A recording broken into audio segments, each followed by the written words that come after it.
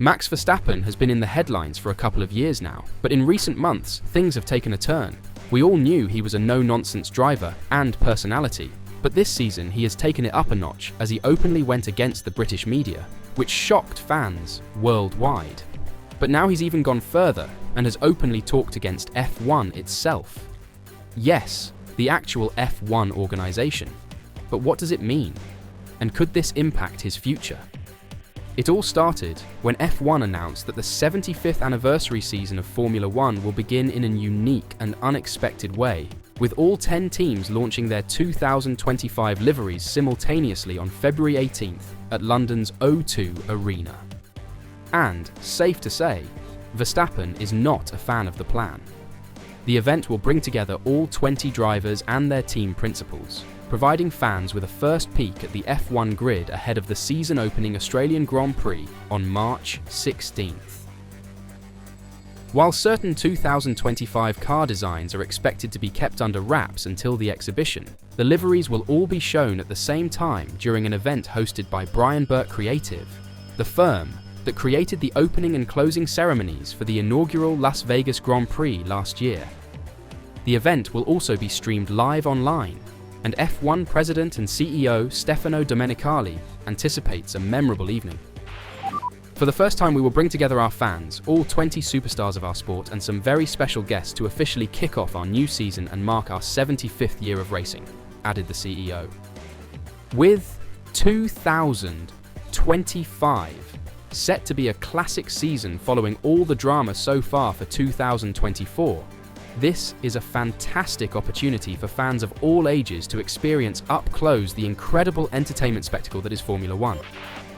Brian Burke, creative director at Brian Burke Creative, who will work with Stufish Entertainment Architects, DX7 Design, and 1826 to put on the performance, is excited to provide F1 entertainment once again.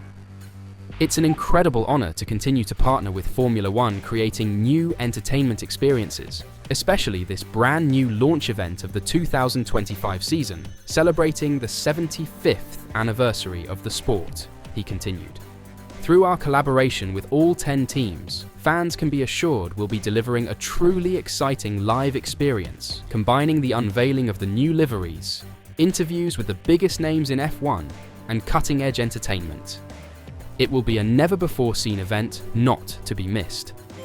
However, Max Verstappen may be absent from next year's group livery unveiling in London, as the Dutchman has already announced plans to pull a sickie. So, it's not that big of an event after all. Domenicali may be left without a driver since Verstappen will be sick that week, or at least he wishes to be. The reigning world champion, who was streaming while playing Call of Duty, was taken aback when the phrase F175 came up. What is F175? What are you talking about? He inquired. When told it was a group livery unveiling for next year, the Dutchman moaned and said, "I don't watch any F1. I hope I'm sick that week." Like said earlier, Verstappen is not feeling it. He just wants to drive. And he has shown us all just that in recent weeks. But this also came with some strong comments about his driving style.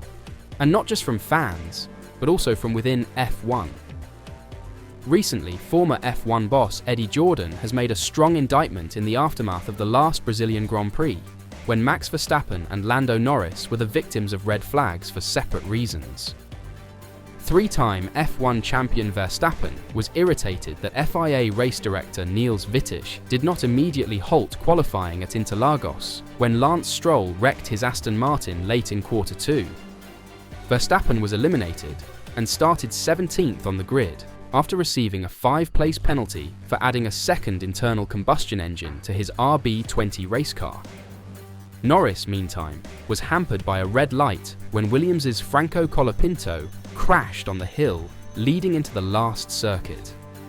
After pitting for new intermediates soon before, just as a VSC for another incident was about to terminate, Norris and early leader George Russell in his Mercedes found themselves trailing Alpine duo Esteban Ocon and Pierre Gasly, who were sandwiching Verstappen.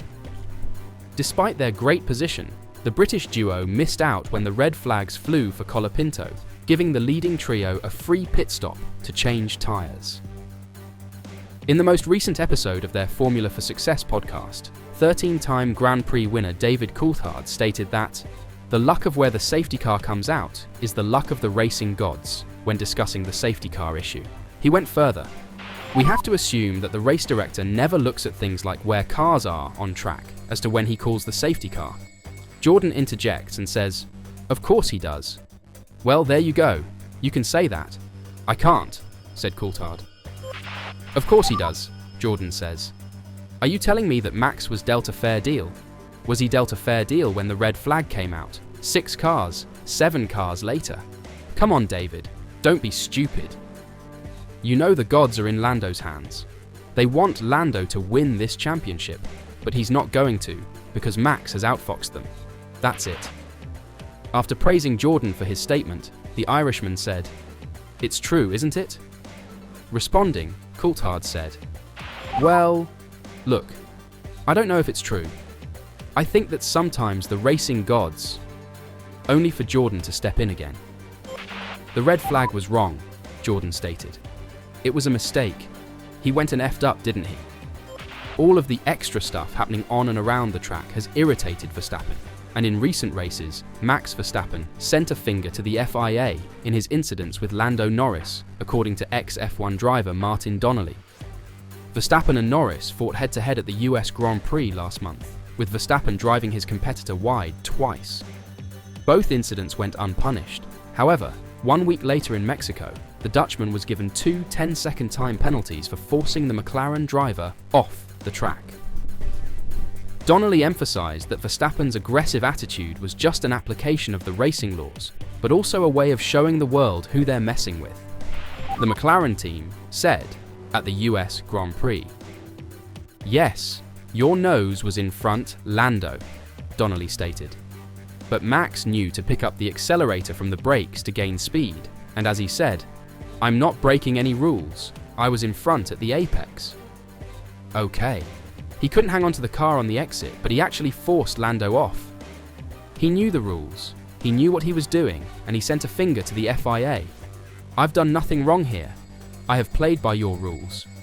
So that needed looking into again, because in the next race, he did it twice in Mexico, and they clamped down on that.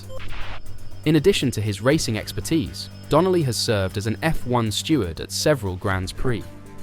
Stewarding has recently become a heated issue of debate, with drivers renewing their requests for consistent decision-making, with some arguing that forming a permanent stewarding staff may be a solution.